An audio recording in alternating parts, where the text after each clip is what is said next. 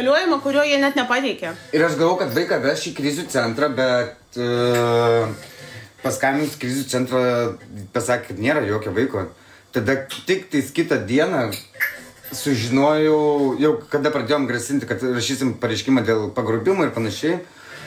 Kodėl reikėjo važiuoti krizių centrą, nes jie taip sakė, jų toks sprendimas, nors yra kita specialistė, kuri dabar perėmė mūsų bylą visiškai kita, sako, sprendimų yra 10, sako. O ta, kuri prieš tai priėmė sprendimą, sako, mano sprendimas neginčiamas, sako. Sako, jūs net kartu negalite krizių centrą gultis, sako, jūs turit po vieną gultis. Tai tarkim, jeigu aš susiginčiu... Vaikas pas laikinus globėjus šeimoje. Kurie yra įslaptinti ir vaiką galima pamatyti tik tais valandą laiko į savaitę. Deimantė yra neteisėka ir sako, kad man teisės apribotos. Ne, man nėra teisės apribotos, man nėra kardomųjų uždėta. Nei vienam nėra apribota. Nei vienam teisų nėra apribotų. Nu, čia yra iš... Negali tai būti, bet taip atsitiko.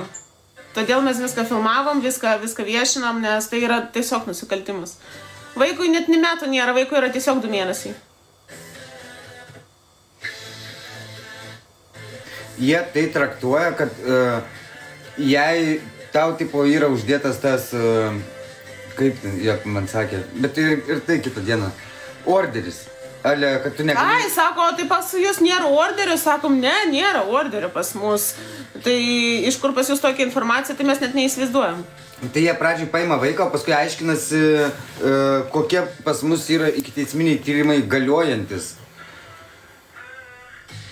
Jie šiaip patys turėtų užklausą duoti prokuratūrą, kokie pradėti, bet matai, žiūrėk, Vilniaus miesto vaikų teisių tarnyba sako, mes negaunam iš policijos jokių duomenų apie nutrauktus ikiteisminius tyrimus. Yra, bet kita specialistė pasakė, kad mes galim teikti užklausą ir gauti tą informaciją. Tai šitą rajoną pasakė? Taip, sakė, yra tokia galimybė.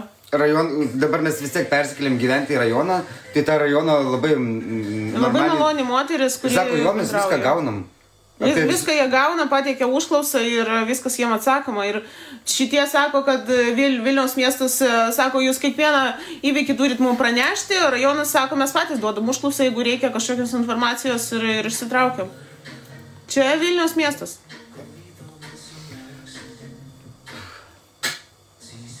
Tiesiog yra viena tokia padla, kuri apgaulės būdu ir iš mano mamos kažkada mano dukra paėmė, suklastojo dokumentus ir mano mamai pasakė, kad jūs pažeidėt kažkokias taisyklės, kurių jie net nebuvo pažeidus, kurių jie net įrodyti negalėjo, bet viską padarė ant tiek skubos tvarka, kad mes jau po to nieko pakeisti nebegalėjom.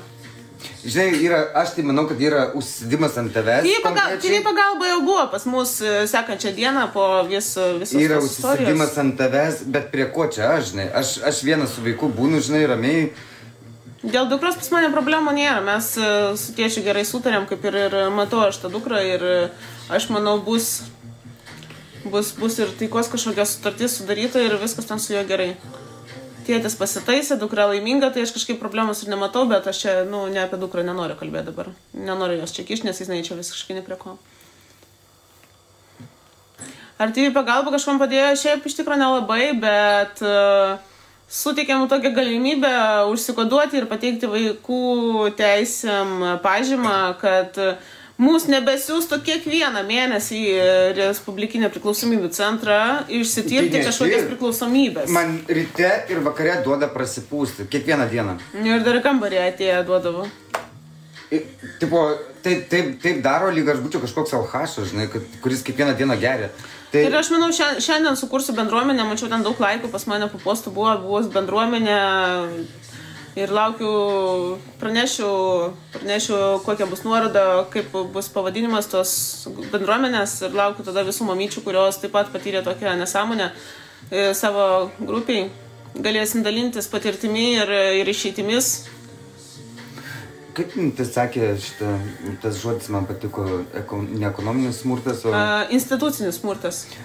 Mums pasakė TV pagalba, kad jie turi teisininką kaip ir šitais reikalais ir čia akivaizdus institucinio smurto požymiai. Nu jo, mes iš tikrųjų dar kreipsimės į dar vieną papildomą advokatą, kuris dirba su bylom būtent dėl institucinio smurto, kuris pastoviai persekioja paima vaikus, bet nežino net patys už ką paima. Grinai klastoja dokumentus. Kodėl jis su vaiku nevažiavo, nes nebuvo nei pas jį, nei pas vaikų teisės saugos kėdutės. Saugos kėdutė liko pas mane automobilyje, kur aš buvau visiškai kitur išvažiavus už miesto. Ir kadangi čia yra rajonas, čia yra 50 km iki centro, 50 km iki centro, tai situacija buvo tokia, kad kiekvieną dieną beveik čia yra fiksuojami nudaužti gyvūnai, elniai, stirnos, triušiai. Čia buvo lietus lyjo, košės pilna, žvyrkelis. Čia netame esmė. Ta mašina tiesiog galėjo bet kada nuvažiuoti. Kas buvo? Aš netikėjau, kad jie paims, nes pareigūnai atvažiavę su manim labai maloniai bendravo ir jie visą laiką mane palaikė iš tikrųjų. Jie pamatė, kad aš esu blaivus, kad aš nebušavoju. Taip, jisai būtų važiavęs ir būtų saugus. Aš ramiai kalbu ir patys pareigūnai man sako, tai atvažiuos tai vaikų teisės tarnyba, jie tik pasižiūrės aplinką ir išvažiuos, žinai. Bet jie atvažiavo, jie net patys irgi vaikų teisės tarnyba sako, mes nepaimsim vaiko, mes atvarėm čia tik pasižiūrėti, žinai. Bet jiem kažkas ar paskambino, ar ką, žinai, ir po to kitą dieną mes į rajoną nuvažiavom ir sakom... Jie man sako, tu turi važiuoti į krizių centrą, žinai. Sakau, kodėl aš turiu važiuoti, žinai. Nu, toks yra nurodymas, kad tu turi važiuoti į krizių centrą, nes vaikų yra nesaugu. Sakau, nustatykit vaikų nesaugumą šitoje aplinkoje. Jie negalėjo nustatyti tos nesaugios aplinkos. Jis būtų važiavęs, jeigu būtų tokia duotė. Tarsi aiškinu. Tada jie sako, vienas žodžiu, sako, važiuok į krizių centrą ir nuvežk vaiką ten permigusi, žinai.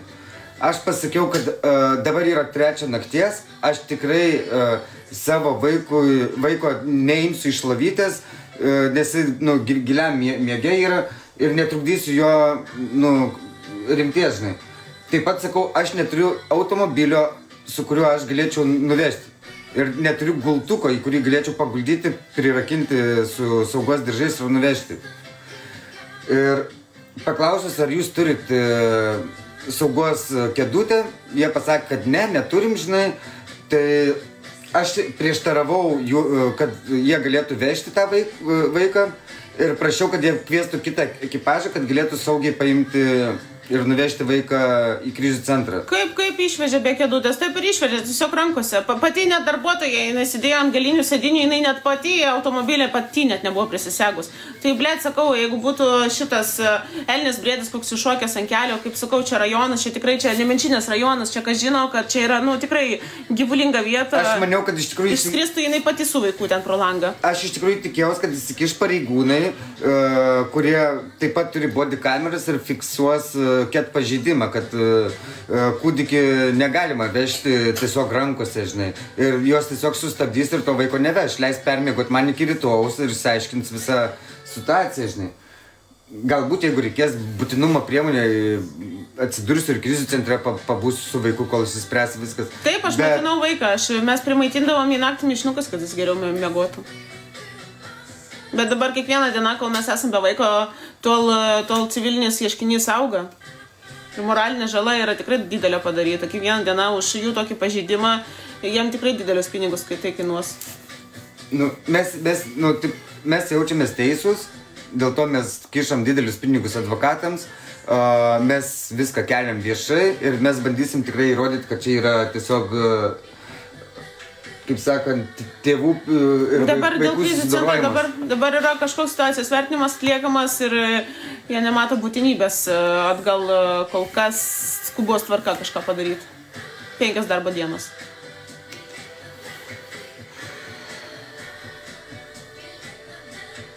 Tai jau TV pagalba, kaip ir sakau, jau buvo atvažiavusi sekančią dieną.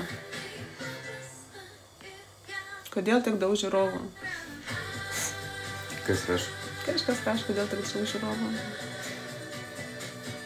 Man dar keista, kad per televiziją dar neparodė tokių mūsų įvykių. Kovosimės, kol kas tiek laiškų išsiuntė. Man rašė kelios televizijos, bet jie, žinai, jie nesutinka kalbėti tas, kas susijęs su vaiku. Tai... Nes čia yra vaiko teisų kaip ir pažeidimas, būtent pačių mūsų vaiko. Jie tiesiog manęs paprašė pakomentuoti, kas konkrečiai dėl ko vaiką paėmė. Bet realiai to pagrindinio, dėl ko vaiką paėmė, aš nematau. Pas Sintiją bute yra nustatyta nesaugia aplinka, kuri yra nutraukta. Tai prie ko mano namas, nesaugia aplinka, kurioje niekas nėra nustatyta ir niekada nebuvo, žinai. Bet vis tiek vaiką paima, žinai. Taip, mes galim vaiką lankyti kartą į savaitę 1 valandą. Kažkokiam globos centre, globėjų mes net nepažįstam, globėjai neturi vaikų, neturi gyvūnų. Mes, kai aplankėm vaiką, vaikas buvo neišmaudytas, jam buvo pilna varškės, šūtės kaklas, visas ant kaklo, aprengtas ne pagal sezoną. Kad vaiką pamaitinus reikia pakelti vaiką ir duoti atsirūkti. Taip, ir buvo dar tokie dalykai, kad mes ateinam, sakom, kokį vaiką mišinuką valgo. Jie net nepaklausia, kokį mišinuką vaikas valgo. Jie davė beleką. Tas, kas nuo beleko, mums, kai pagimdžiau vaiką, mes buvom nupirkę jam tokį vat mišinuką ir nuo to mišinuką jam pradėjo puspilvo, daktaras sakė, to mišinuko nebeduoti.